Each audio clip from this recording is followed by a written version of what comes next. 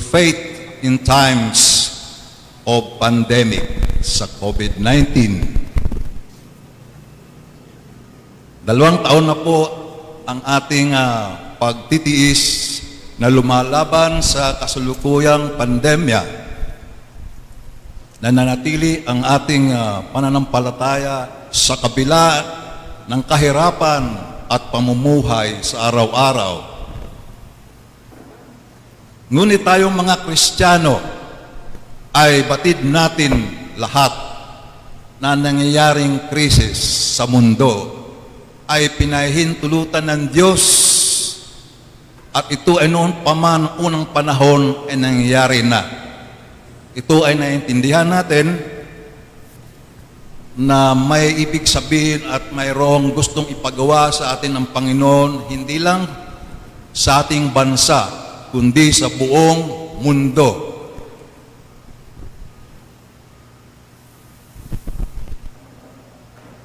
Sabi po dito, God permits pandemics, plague, and pestilence.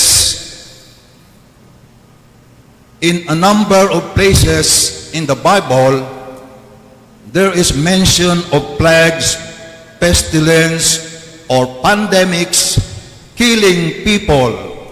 For example, in Leviticus 26 verse 25, when Israel falls into a covenant violation, God says, I will send pestilence among you.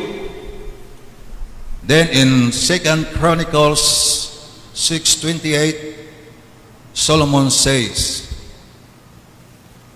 if there is pestilence, famine, or blight, may God hear from the temple the prayers of the people.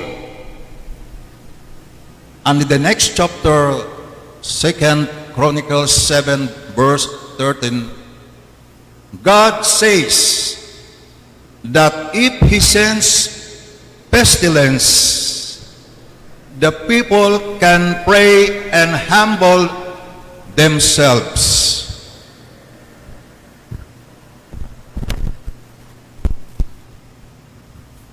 So mga kapatid, yung pala naging dahilan bakit nagpapadala ng salot ang ating Panginoon Diyos. Pag nakakalimutan na ng mga mananampalataya ang kanilang mga gawain para sa Diyos at naging mapagmataas na at nabaling na ang kanilang interest sa mundo, nagpapadala siya ng mga salot o krisis upang manumbalik sa Kanya ang dating pag-uugali na nais niya sa tao. Ang paglitaw ng COVID-19 sa buong mundo ay may dahilan upang ito ay pinahintulutan ng Diyos. Isang babala sa sangkatauhan na manumbalik sa Kanya at malapit na ang araw ng paghuhukom.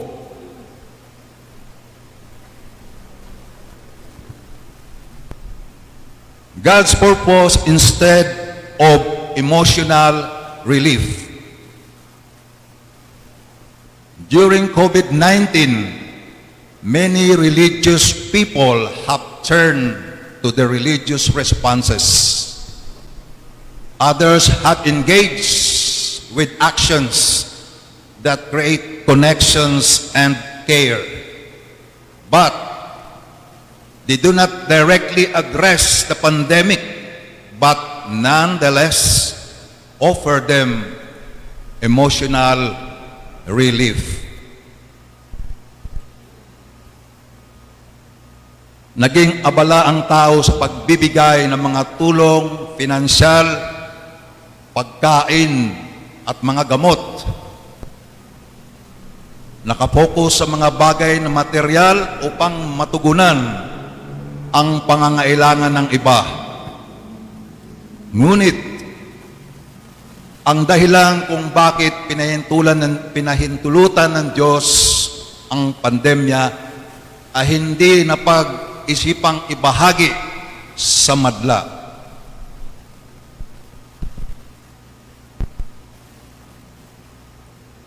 Rituals than medical cure. In the Hebrew Bible, it was often more important to address the cause of the disease through a ritual than finding a medical cure to it. One may not have control over their fate, but rituals offered some sense of security in the midst of catastrophes. Nung araw ayon sa aklat ng Hebrew, batid ng mga tao kapag napupuot ang Diyos ay may kasunod na salot at krisis na dumarating. Ngunit ang mga tao noon ay di sila humahanap ng mga gamot, bagkus ay nagbibigay sila ng mga pag-aalay sa Diyos bilang paghingi ng kapatawaran. Prophets. The Bible seldom mentions doctors, but various religious experts, including prophets and priests, provide responses to the illnesses.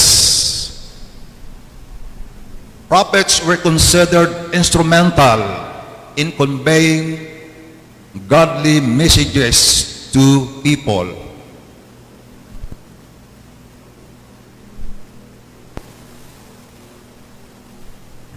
Ang mga propeta ang siyang nakakaalam kung ano ang gagawin ng tao nung araw sa panahon ng mga krisis, at mismo ang mga tao ang lumalapit sa mga propeta upang marinig ang ibig mangyari ng Diyos.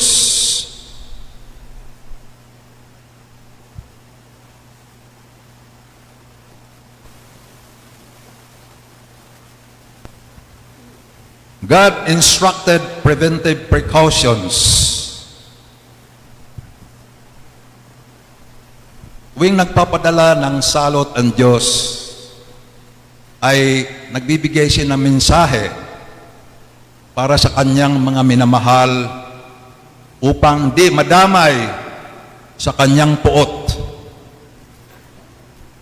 Kagaya po sa Exodus, sa panahon ni Moses, nung magpadala siya ng mga salot, mayroon siyang mga preventive precautions para sa kanyang bayan, kanyang mga minamahal. Doon sa Exodus 12 verse 6, ang sinasabi, "Keep the young sheep safe until the 14th day of the month.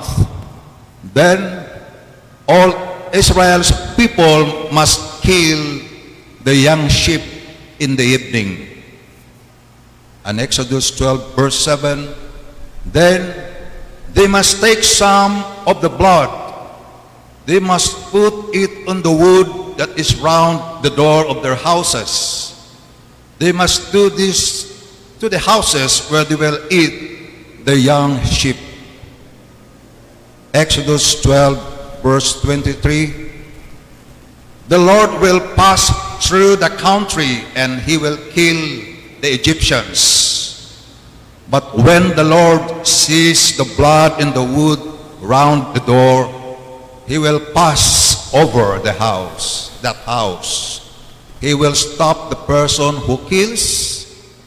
The Lord will not let him come into your houses. The Lord will not let him kill you." So, hindi po basta-basta nagpapadala ang salot para ubusin po ang lahat.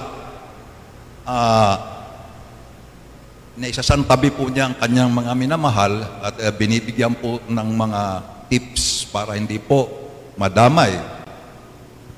Kagaya po sa ating panahon ngayon, sa pandemya, huli man yung ating warning sa government, pero yun po ang mga binigay sa ating mga protocols para pag-iwas sa paglaganap ng pandemya. So, government to handle His people. Dito po minsan nalilito po tayo sa mga utos at mga instruction ng ating namumuno kung ano po ang dapat na gawin at minsan may sarili na po tayong kaalaman kung paano po iwasan. Ngunit ang sinasabi po sa Romans 13 verse 1, everyone must obey the government. Nobody has authority to rule unless God has given it to them. It is God who has given authority to those people to rule now. And in Romans 13 verse 2, God has chosen to give authority to the government. So if a person refuses to obey the government, he is also refusing to obey God. And anyone who does that will cause God to punish them. Kaya sundin po natin kung ano po ang inuutos ng namamahala sa ating bansa at sila po ang inilagay na may kakayahan upang mamuno. Sundin po ang mga protocols upang maiwasan ang pandemya, ang pagkalat ng pandemya. Doubts to pandemic health protocols.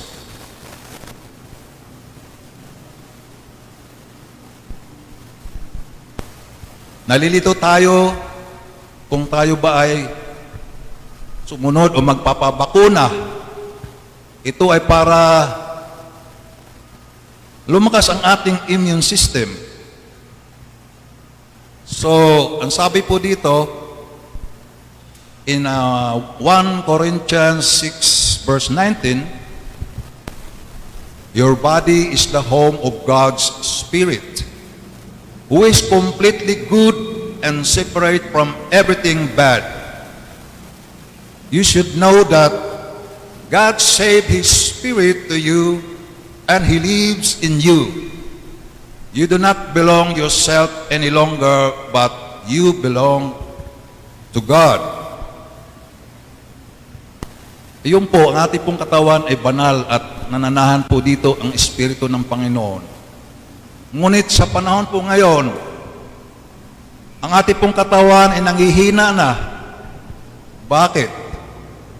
Ang ating pong kinakain sa ngayon ay nakasira po sa kalusugan. Mga taba, mantika, may mga chemical at kung ano-ano pa.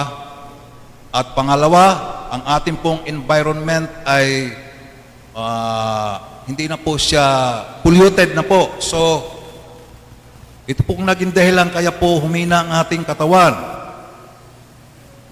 At ito pong mga bakuna ay tulong para bumalik ang ating lakas, ang ating immune system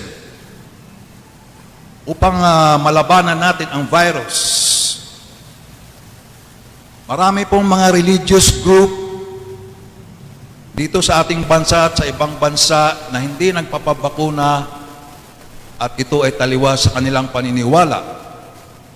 Ngunit ito po lang ay nagbase sa katawan ng tao sa panahon ngayon. Yung unang panahon po talagang malalakas ang mga tao kasi puro gulay at prutas po yata kinakain noon. Sa ngayon po halo-halo na po ang kinakain natin. Kaya po, kailangan po natin lumakas uli ang ating immune system. Marami pong vaccines ang lumabas. May Astra, may Sinovac, Pfizer, Moderna, Sputnik, kung ano-ano pa. At namimili po tayo kung alin ang mas mabisang bakuna. Ngunit lahat ng gumawa nito ay may isang layunin lamang. Ngunit tayong mga Kristiyano ay di nababahala kung anumang bakunang ibigay sa atin. Ang mga bakunang dumating ay pansamantala lamang upang lumakas ang ating nanghihinang katawang pisikal. At di natin alam pa kung may kaiba pang uri ng mga virus pa ang darating pa hanggat hindi natin napunuan ang nais ng Diyos at alisin ang kanyang puot. Hindi pa titigil ang pandemya at maaring madadagdagan pa kung hindi natin makita ang nais ng Panginoon, hindi lang sa ating bansa, kundi sa buong mundo. Subalit, mga kapatid, anuman ang mangyari, huwag tayong mabagabag. Meron na tayong pinakamabisang bakuna sa buong mundo at sa buong universe. Nasa katawan natin at may regular tayong babakuna tuwing linggo. At ang bisa ng bakunang ito ay nagbibigay sa atin ng buhay na walang hanggan. Ano po ba ang bakunang ito?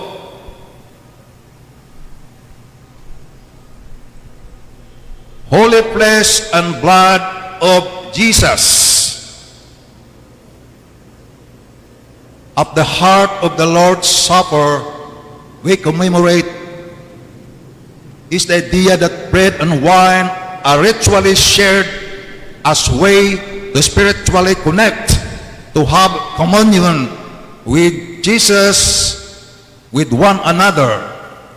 The bread symbolizes Jesus' body and the wine, His blood. 1 Chronicles 11 verse 27, therefore, whoever eats the bread or drinks from the cup in an unworthy manner will be held